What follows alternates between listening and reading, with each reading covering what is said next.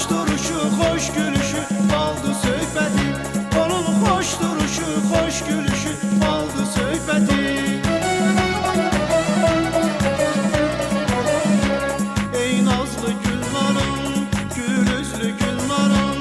Ey nazlı güllarım, gül üzlü güllarım. Hoş danışıp güler avazlı güllarım.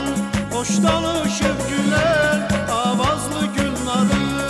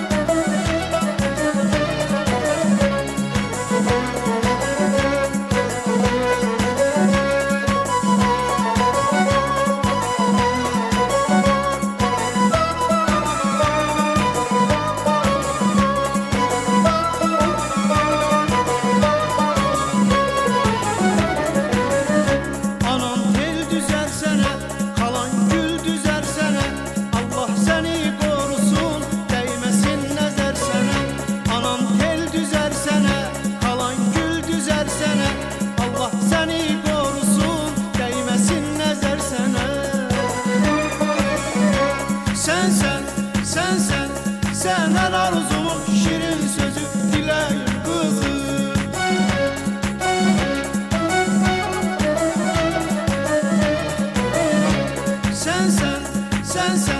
Sen vuran kalbim gören gözüm bebeğim kızım. Sen vuran kalbim gören gözüm bebeğim.